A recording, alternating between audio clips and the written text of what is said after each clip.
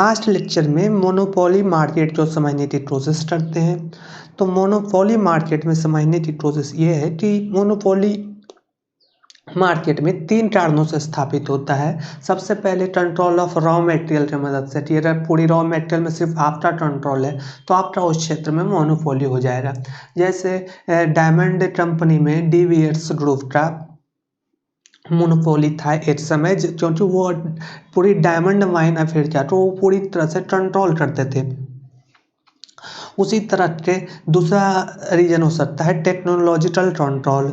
जैसे अभी भी मतलब हम ये देखते हैं कि जैसे ऑप्टिकल केबल फाइबर जो होता है वो सिर्फ AT&T कंपनी बनाता है।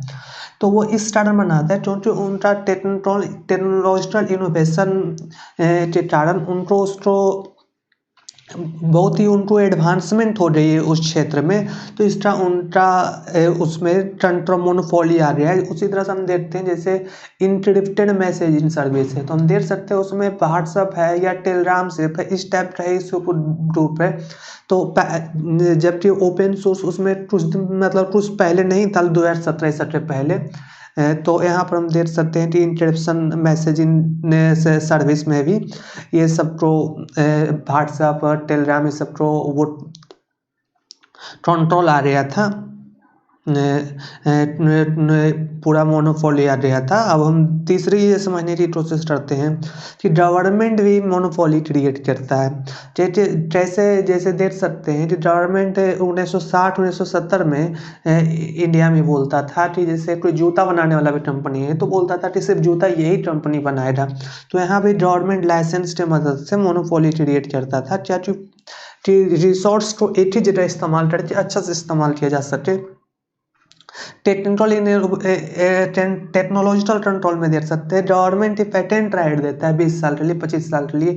तो जितनी साल के लिए पेटेंट राइट मिल रहा है तो इससे हम बोलेंगे कि मोनोपोली आ रहा है। तो मोनोपोली में क्या होता है, किसी भी मार्केट में एक प्रोड्यूसर होता है और एक होता है कंज्यूमर। तो मोनोपोली में तो प्रोड्यूसर एक ही रहेंगे लेकिन कंज्यूमर बहुत सारे रहेंगे। तो अब कंज्यूमर पर डिपेंड करेगा कि प्राइस क्या रहेगा। तो जैसे प्रोड्यूसर बनाता है 1 लाख क्वांटिटी तो उससे कंज्यूमर अलग प्राइस उसके लिए देने के लिए तैयार रहेगा। जब वही मार्केट में प्रोड्यूसर 2 लाख भेजेगा तो मार्केट में कंज्यूमर अलग प्राइस उसको देने के लिए तैयार रहेगा, जैसा डिमांड और सप्लाई रहेगा। तो यहाँ पर सप्लाई डिसाइड कर रहा है प्रोड्यूसर और ये डिमांड डिसाइड हो रहा है कंज्यूमर के द्वारा। तो यहाँ पर जैसे पिछले क्लास में मतलब अगर हम पिछले क्लास में देखा था तो उसमें पढ़े थे कि वहाँ पे परफेक्ट कंपटीशन में हमने पढ़ा था कि सारा कंपनी जो रहता है वो प्राइस टेकर होता है, लेकिन यहाँ पर कंपनी प्राइस मेकर भी बन सकता है या 2 चीज़ कर सकता है। जैसे जो भी प्रोड्यूसर है वो चाहे वो प्राइस को चूज कर सकता है तो उसके आधार पर वो मतलब कंज्यूमर डिसाइड कर ले रहा है कि उसे कितना खरीदना है, या तो कंपनी ये कर सकता है कि वो बोलेगा कि हम इतना बेचेंगे तो वहाँ पर मार्केट से द्वारा डिसाइड हो जाता है प्राइस कितना है।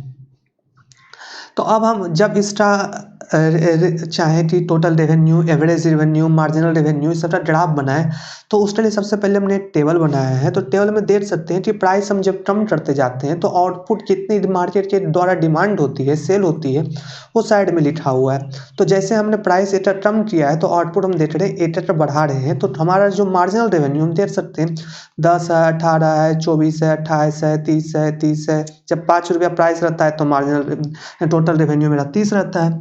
तो यहाँ पर हम देख सकते हैं मार्जिनल रेवेन्यू हमारा देख रहे हैं कि कम हो रहा है। जैसे शुरुआत में 10 था, उसके बाद 8 था, उसके बाद 6 था, उसके बाद 4 था। तो ये इस कारण से हो रहा है क्योंकि फर्म प्राइस डिस्क्रिमिनेशन नहीं कर रहा है। ऐसा नहीं कि बोल रहा है कि फर्म नहीं बोल रहा है कि हम पहला जब बेचेंगे तो हम 10 रुपये में बेचेंगे और दूसरा जब क्वांटिटी बेचेंगे तो 9 रुपये में, ऐसा नहीं। यहाँ पर जैसे वो 9 रुपया प्राइस रखता है फर्म तो 2 क्वांटिटी बिकेगा मार्केट में तो 18 रुपया में ही बिकेगा। देख रहे हैं टोटल रेवेन्यू 18 है तो यहाँ पर मार्जिनल रेवेन्यू हमारा कम हो रहा है। जब हम इसका ग्राफ बनाएंगे तो टोटल रेवेन्यू का ग्राफ कुछ इस तरह आ रहा है, जबकि हमारा मार्जिनल रेवेन्यू का ग्राफ इस तरह हो रहा है। हम देख रहे हैं मार्जिनल रेवेन्यू हमारा निगेटिव ही जा रहा है, देख सकते हैं यहाँ पर मार्जिनल रेवेन्यू निगेटिव है। अब देखिए कि यहाँ पर मान लीजिए मार्जिनल रेवेन्यू है और यहाँ पर मानिए आउटपुट है। तो मेरा एवरेज रेवेन्यू का ग्राफ क्या हो रहा है, तो एवरेज रेवेन्यू का ग्राफ हमारा कुछ इस तरह आएगा। ये हमारा एवरेज रेवेन्यू का ग्राफ हो रहा है, ये हमारा मार्जिनल रेवेन्यू का ग्राफ हो रहा है। एवरेज रेवेन्यू कभी भी नेगेटिव में नहीं हो रहा। तो एवरेज रेवेन्यू क्या हो रहा है, सबसे पहले ये समझते हैं। तो देख सकते हैं कि टोटल रेवेन्यू तो हमारा प्राइस इंटू क्वांटिटी हो रहा है। जैसे देख यहाँ पर भी देख रहे हैं, जैसे हम तो सीट्स प्राइस है 5 यूनिट सेल हो रहा है, तो टोटल रेवेन्यू हमारा 30 हो रहा है। तो एवरेज टोटल रेवेन्यू हमारा P इंटू क्यू हो गया है। जब हमारा total revenue P into Q हो जाए तो हमारा आप देख सकते हैं, अब एवरेज रेवेन्यू की बात करें तो हमारा P into Q by Q करेंगे, तो वाई क्यू करेंगे तो हमारा वैल्यू आ जाएगा प्राइस P आ जाएगा। तो हमारा देख सकते हैं प्राइस P आ गया, और P प्राइस पर हमारा जो सेल हो रहा है सीट्स है, यही तो हमारा अपने अपने जैसे सीट्स हमारा प्राइस है उसमें सेल हो रहा है 5, तो ये 5 मेरा डिमांड है। तो यहाँ पर हम देख सकते हैं एवरेज रेवेन्यू जो है वो एक डिमांड कर्व ही है। जैसे जो डिमांड कर्व है, demand curve minimum price to minimum बिलीवनेस maximum बिलीवनेस to पे जो था डिमांड कर्व, वही है यहाँ पर एवरेज रेवेन्यू। क्योंकि जैसे 5 क्वांटिटी अगर कंज्यूमर 5 क्वांटिटी खरीदना चाहता है तो वो 60 रुपया से ज़्यादा पे नहीं करना चाहता है। तो यहाँ पर हम देख सकते हैं एवरेज रेवेन्यू हमारा वही चीज़ है। तो इस तरह से हम बोल सकते हैं कि market demand curve is average revenue term for monopoly curve. Market का डिमांड कर्व ही एवरेज रेवेन्यू कर्व है मोनोपोली फर्म का। तो ये एवरेज रेवेन्यू भी है और मार्केट का डिमांड कर्व भी है। और हमारा मार्जिनल रेवेन्यू इस तरह से ये हुआ मार्जिनल रेवेन्यू। तो अब हम जब ये दोनों समझ रहे हैं, अब हम इक्विलिब्रियम की तरफ जाएं कि तो इक्विलिब्रियम यहाँ पर देखिए कि हर प्रोड्यूसर का एक मार्जिनल कॉस्ट का ग्राफ हो रहा है। तो मार्जिनल कॉस्ट का ग्राफ हो रहा, तो हम पहले बढ़िया से हम ड्रॉ करते हैं दोबारा से। अब जैसे देखिए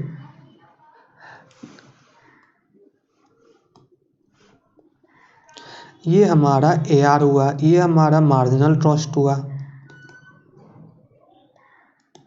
ये हमारा मार्जिनल रेवेन्यू हुआ, और ये मानिए हम मार्जिनल कॉस्ट का ग्राफ बनाए तो कुछ इस तरह आएगा।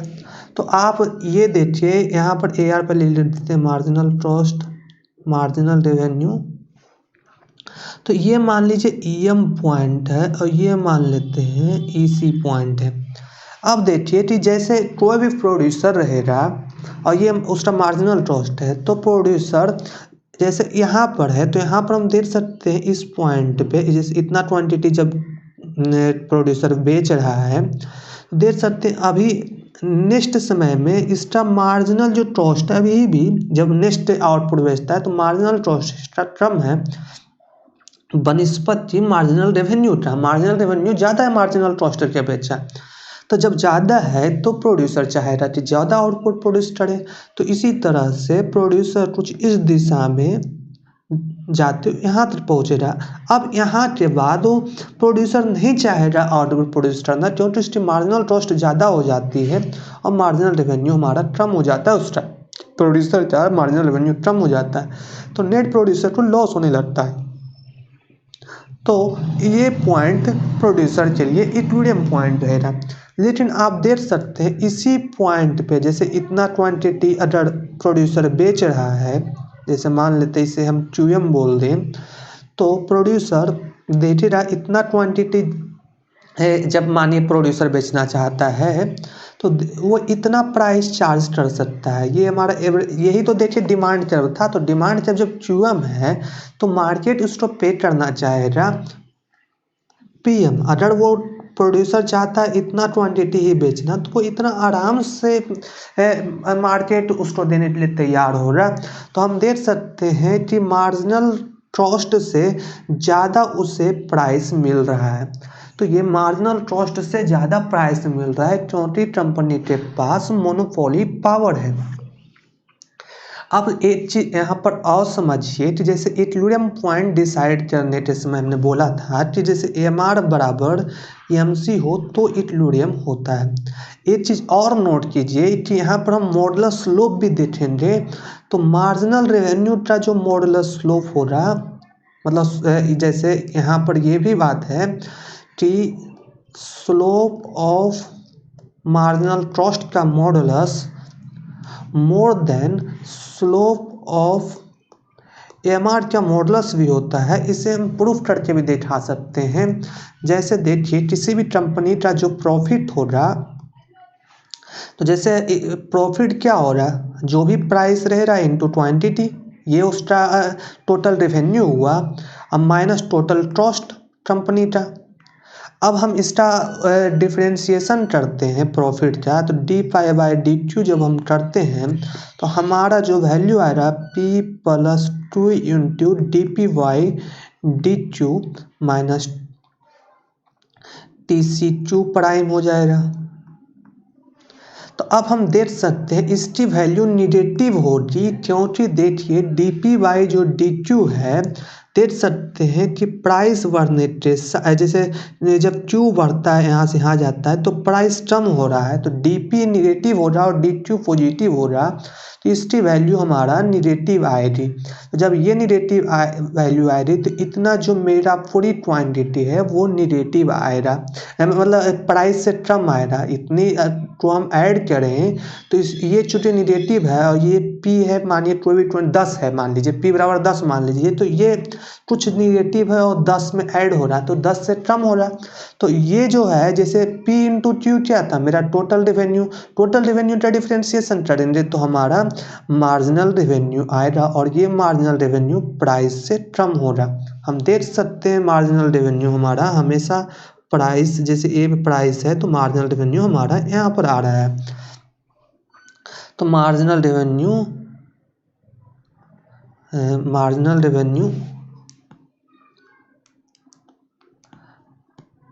और टी सी प्राइम जो है वो मार्जिनल कॉस्ट हमारा है। तो D P Y by D Q, अगर हम प्रॉफिट को मैक्सिमाइजेशन करना चाहते हैं तो D P by D Q को 0 से इक्वेट करेंगे, तो जहाँ एम आर बराबर एम सी हो, जहाँ मार्जिनल रेवेन्यू और मार्जिनल कॉस्ट हो, वहाँ हमारा प्रॉफिट मैक्सिमम हो रहा है। वो हमने ये देखा कि ये पॉइंट है ईएम पॉइंट पर ऐसा हो रहा था। लेकिन अगर हम सफिशिएंट कंडीशन कोशिश करें प्रॉफिट निकालने का कि मैक्सिमम ही हो रहा, तो उसके लिए डबल डिफरेंशिएशन हम प्रॉफिट क्या करेंगे क्यू के रेस्पेक्ट में। तो यहाँ से हमारा आ जाएगा कि जैसे हम इसका डबल डिफरेंशिएशन करेंगे तो ये हमारा dash minus marginal cost dash, और डबल डिफरेंशिएशन अगर लेस देन 0 हो रहा तभी हमारा प्रॉफिट मैक्सिमाइजेशन हो रहा। तो हम यहाँ पर देख सकते हैं कि मार्जिनल जो स्लोप ऑफ रेवेन्यू जो है वो लेस देन मार्जिनल कॉस्ट का स्लोप है। यहाँ पर हम देख सकते हैं, तो वही चीज़ हमने बोला था कि ये हमारा सफिशिएंट कंडीशन होता है इक्विलिब्रियम का। तो यहाँ पर मार्जिनल कॉस्ट का स्लोप मार्जिनल रेवेन्यू से ज़्यादा हो रहा, ये बात आप समझ रहे हैं। अब आगे देखते हैं कि कब कंपनी सुपर नॉर्मल प्रॉफिट प्राप्त करेगा, कब नॉर्मल प्रॉफिट प्राप्त करेगा, ये बात तो समझते हैं। तो देखिए कि कोई भी कंपनी से शॉर्ट टर्म पीरियड की बात करें तो वो नॉर्मल प्रॉफिट भी हासिल कर सकता है, सुपर नॉर्मल भी, और लॉस भी हासिल कर सकता है। तो इसे हम देख सकते हैं, इस तरह से देख सकते हैं कि एवरेज रेवेन्यू हमारा है, ये हमारा ये मार्जिनल कॉस्ट मार्जिनल रेवेन्यू है, और ये हमारा मार्जिनल कॉस्ट है। मान लीजिए यहाँ पर हम A R M R M C A C सब कर देते हैं, यहाँ पर क्वांटिटी है। तो जब देखिए कि अगर हमारा एवरेज कॉस्ट जैसे ये हमारा क्यूएम है, तो एवरेज कॉस्ट अगर हमारा एवरेज रेवेन्यू से कम हो, इस टाइप से हो,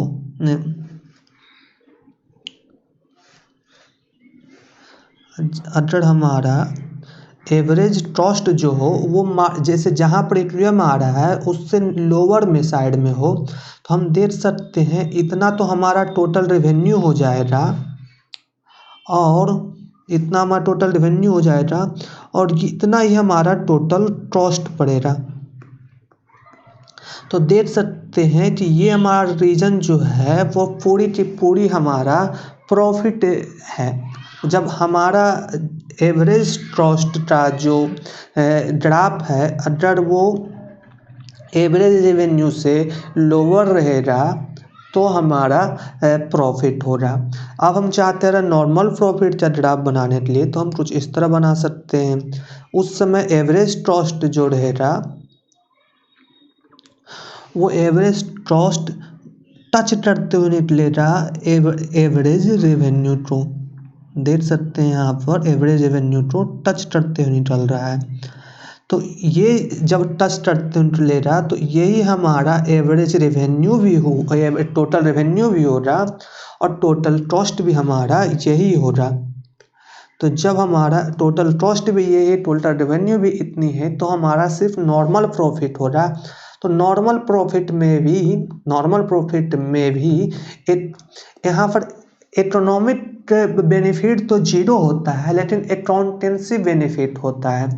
तो इकोनॉमिक बेनिफिट अकाउंटेंसी बेनिफिट क्या होता है वो समझिए कि इकोनॉमिक बेनिफिट में ट्रस्ट के समय में हम इकोनॉमिक बेनिफिट में ट्रस्ट के समय में जैसे ये ट्रस्टिंग है तो ये हमारा नॉर्मल प्रॉफिट जीरो है, तो यहाँ पर हम ये जो मार्जिनल ट्रस्ट का जो या एवरेज ट्रस्ट का ग्राफ बनाते हैं उसमें इम्प्लिट ट्रस्ट को भी ऐड करते हैं। जैसे हम खुद अपना बिजनेस में काम कर रहे हैं तो एक एज्यूम कर लेंगे कि हमारा एक्सपेक्टेड जो हमारा सैलरी होना चाहिए वो 15,000, 20,000, 40,000 जो भी है उसको भी हम ट्रस्ट में ऐड कर लेते हैं। तो अगर नॉर्मल प्रॉफिट भी है हमारा जीरो, तो उस समय भी हमारा वो प्रॉफिट निकल रहा है जो हमने एक्सपेक्ट कर लिया था, इंटरप्रेन्योर कॉस्ट हमने जो एज्यूम कर लिया था।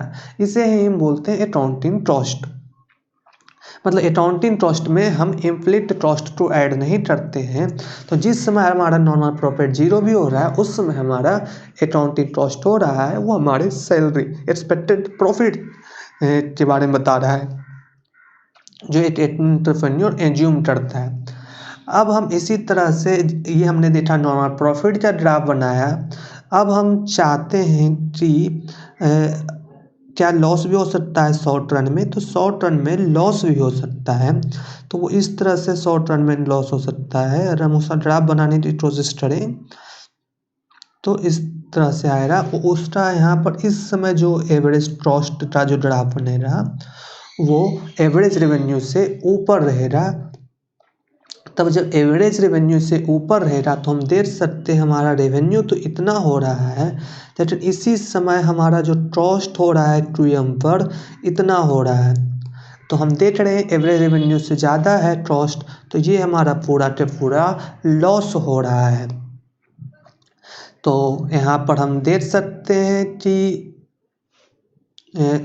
जो प्राइस है वो हमारा एवरेज प्राइस एवरेज ट्रस्ट से कम होने के कारण हमें लॉस दे रहा है। तो ये चीज़ तो हमने समझ लिया कि शॉर्ट रन में तो तीनों चीज़ हो सकता है, सुपर नॉर्मल प्रॉफिट भी, नॉर्मल प्रॉफिट भी, लॉस भी। लेकिन लॉन्ग रन में नॉर्मल प्रॉफिट और सिर्फ सुपर नॉर्मल प्रॉफिट होता है, क्योंकि अगर लॉन्ग रन में कंपनी को अगर लॉस होने लगे तो वो मार्केट से बाहर चला जाएगा और वो मार्केट में तब रहेगा ही नहीं। तो अब आपको इतना समझ लिए तो आगे समझने की कोशिश करते हैं कि डेड वेट लॉस क्या होता है और डेड वेट लॉस के बाद किस तरह डेड वेट लॉस को हटाया जा सकता है, हम ये समझेंगे। तो अब देखिए डेड वेट लॉस को समझने की कोशिश करते हैं। तो देखिए जैसे अगर परफेक्ट कंपटीशन रहता है तो ये हमारा मानिए सप्लाई कर्व है, ये हमारा डिमांड कर्व है।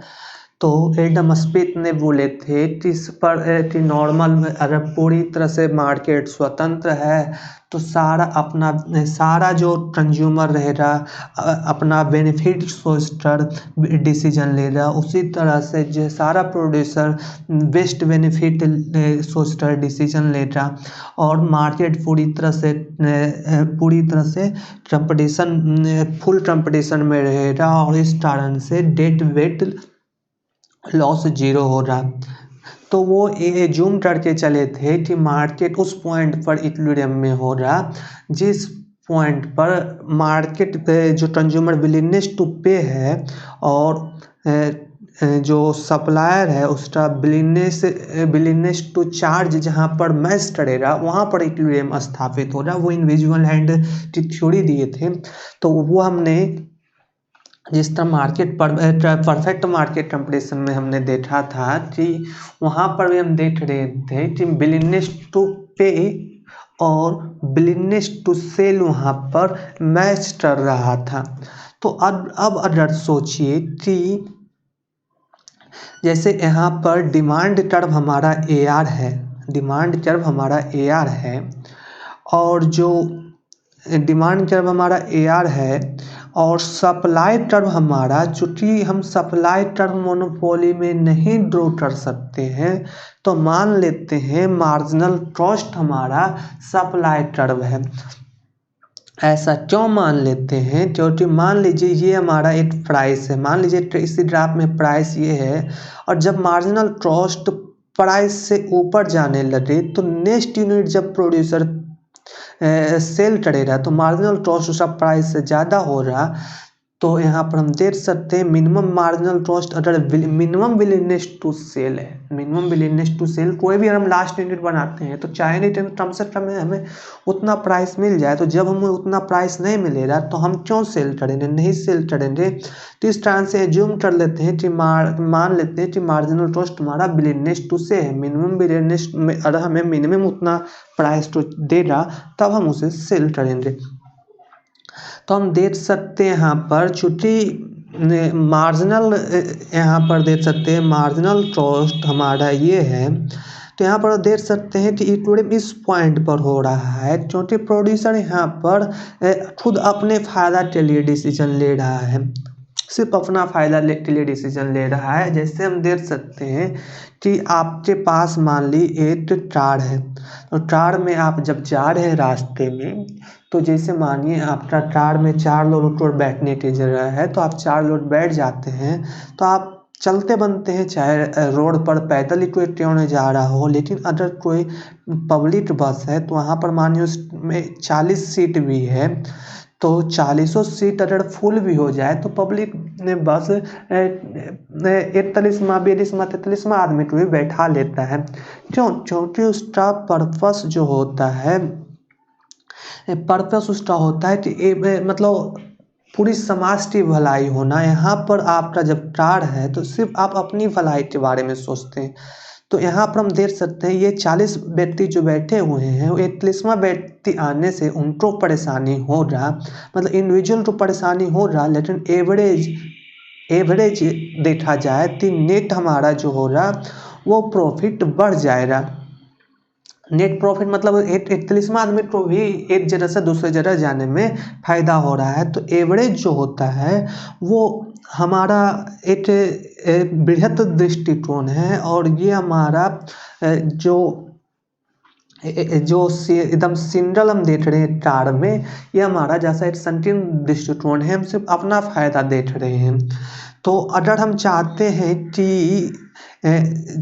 चाहते हैं कि समाज में मैक्सिमम भलाई हो तो उस समय मार्जिनल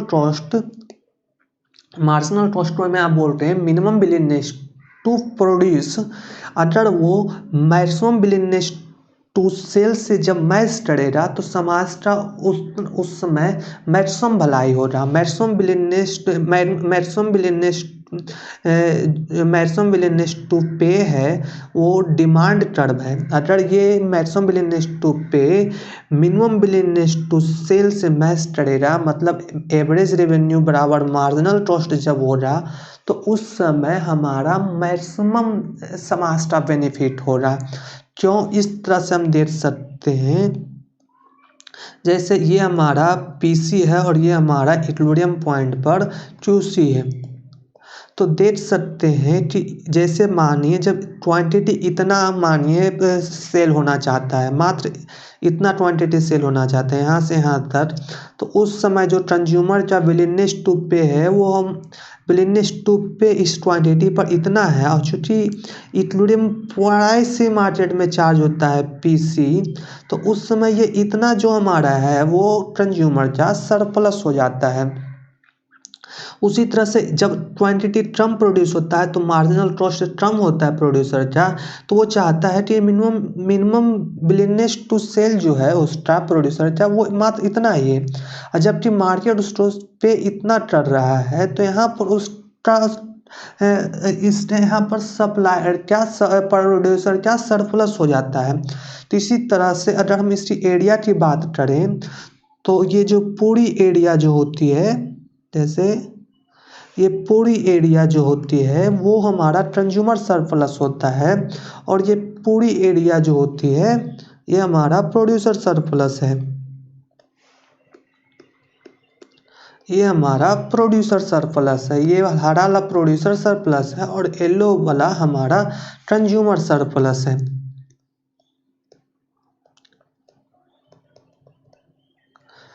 तो हमने प्रोड्यूसर सरप्लस कंज्यूमर सरप्लस को समझा, लेकिन अगर किसी तरह से देख रहे हैं कि यहाँ पर प्रोड्यूसर सिर्फ अपना फायदा देखना चाहता है, तो जैसे वो देखता है मार्जिनल रेवेन्यू से ज़्यादा होता है मार्जिनल कॉस्ट, वो प्रोडक्शन रोक देता है, वो वहाँ तक नहीं ले जाता है जहाँ पर वहाँ एवरेज रेवेन्यू मतलब डिमांड कर्व जो है, डिमांड कर्व क्या है, डिमांड कर्व मैक्सिमम विलियनेस टू पे है।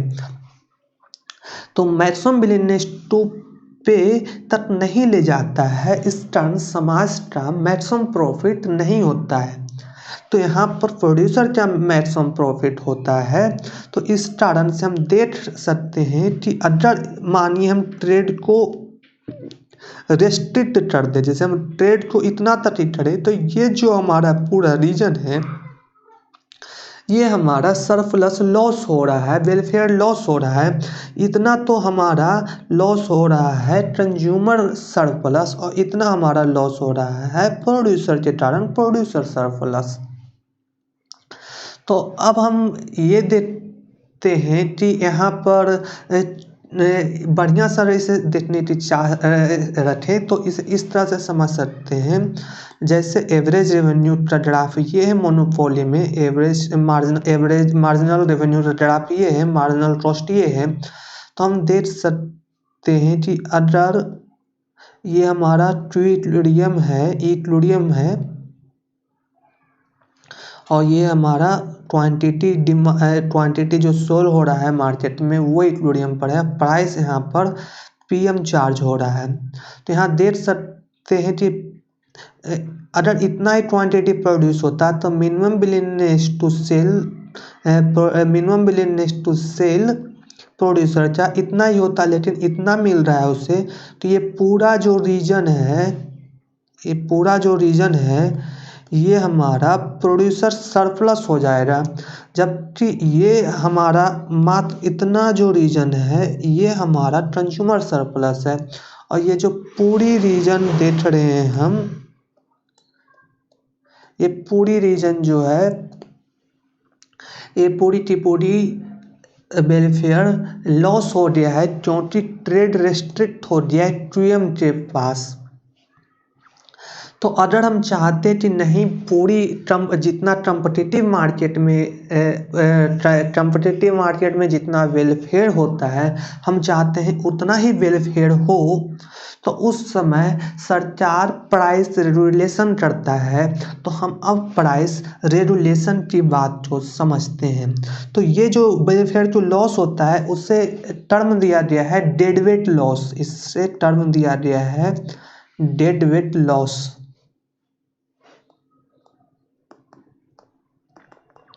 डेडवेट लॉस, इसमें डेडवेट लॉस इस कारण से हुआ है क्योंकि जब रेस्ट्रिक्ट हुआ है मार्केट में ट्रेड, तो इसके कारण क्या हुआ, सबसे पहले जो प्रोड्यूसर है वो पार्टिसिपेट नहीं कर रहा है पूरी तरह से मार्केट में, मतलब वो पहले ही रुक जाता है अपना प्रॉफिट के कारण।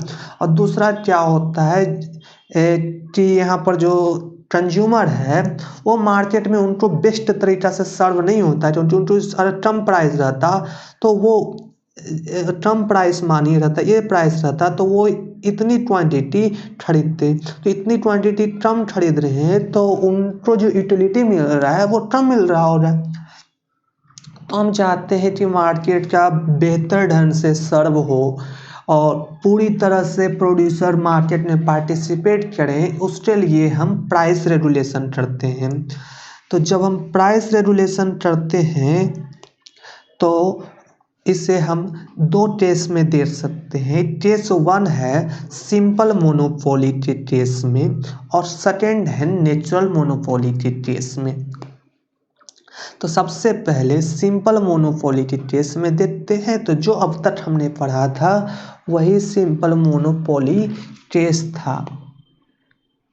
तो इस समय हम देख सकते हैं कि जैसे ये हमारा मार्जिनल कॉस्ट का ग्राफ है, ये हमारा मार्जिनल कॉस्ट का ग्राफ है और ये हमारा क्यूएम मार्केट में ट्रेड हो रहा है, प्राइस हमसे लिया जा रहा है पीएम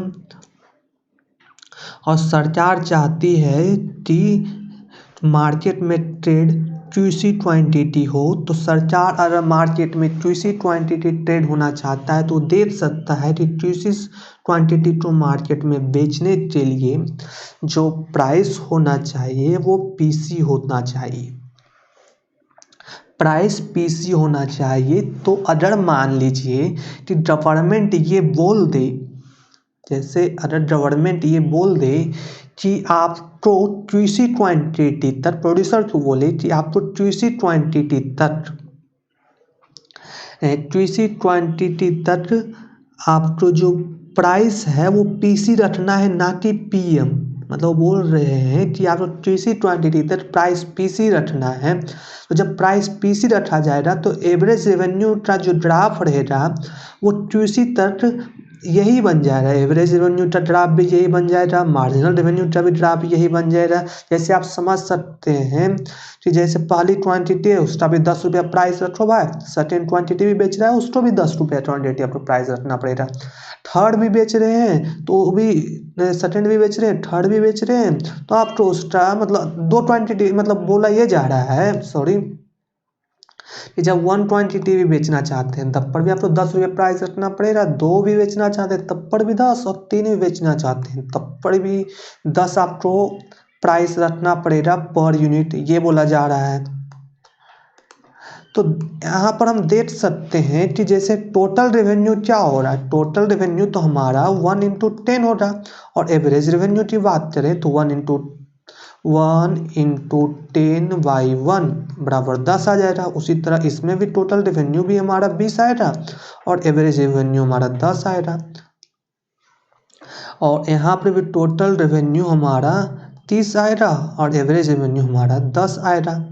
तो यहाँ पर हम देख सकते हैं एवरेज रेवेन्यू यही पीसी प्राइस बन जाता है और यही एवरेज रेवेन्यू बराबर मार्जिनल रेवेन्यू हो जाता है क्योंकि प्राइस कांस्टेंट है। जैसे देख रहे हैं 10 था मार्जिनल टोटल रेवेन्यू, बाद में 20 हुआ, बाद में 30 हुआ, तो हर नेक्स्ट यूनिट के बाद मार्जिनल जो रेवेन्यू बढ़ रहा है वो 10 ही बढ़ रहा है।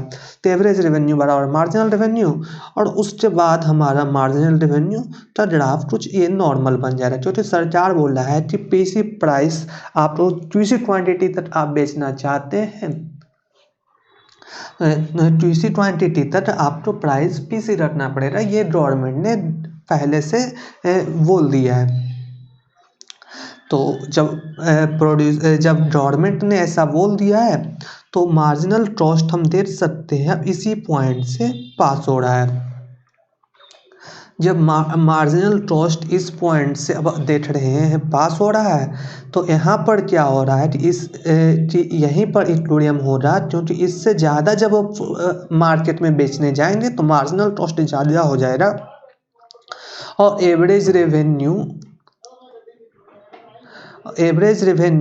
और मार्जिनल रेवेन्यू से कम हो जाएगा और मार्जिनल कॉस्ट बढ़ जाएगा। तो कोई भी प्रोड्यूसर नहीं चाहेगा कि वो लॉस में जाए, तो यही इक्विलिब्रियम पॉइंट हो जाएगा। तो इस इवन पॉइंट पर अगर हम देखें तो जो रेवेन्यू जो हमारा हो रहा वो कुछ इतना हो रहा और जो हमारा जो कॉस्ट प्रोड्यूसर का पड़ेगा वो इतना हो रहा है। तो देख सकते हैं कि रेवेन्यू बराबर टोटल कॉस्ट हो रहा है, तो इस समय जो प्रोड्यूसर रहेगा उससे सिर्फ नॉर्मल प्रॉफिट हो रहा और यहाँ पे जो टोटल जो सरप्लस है जो वेलफेयर की बात की जा रही है वो भी मैक्सिमम वेलफेयर हो रही है जितना कम्पिटिटिव मार्केट में हो रहा था, क्योंकि प्राइस इतना चार्ज किया जा रहा है तो टोटल कंज्यूमर सरप्लस इतना हो जाएगा और प्रोड्यूसर सरप्लस इतना हो जाएगा। यहाँ पर नोट करने की बात ये है कि यहाँ पर प्रोड्यूसर का सरप्लस तो कम हो रहा है, मोनोपोली में जिस तरह वो करते थे कि वो च्युइंगम क्वांटिटी बेचते थे, लेकिन यहाँ पर होल सम में हम देखा जाए कंज्यूमर और प्रोड्यूसर सरप्लस मिला दिया जाए तो वो ज़्यादा हो जाएगा। तो इस तरह से आप याद कर सकते हैं कि जब हम गवर्नमेंट रेस्ट्रिक्ट करेगा किसी तक प्राइस तो हमारा एवरेज रेवेन्यू ग्राफ कुछ इस तरह से बनेगा। इससे आपको एग्जाम में सहायता मिलेगी। Thank you.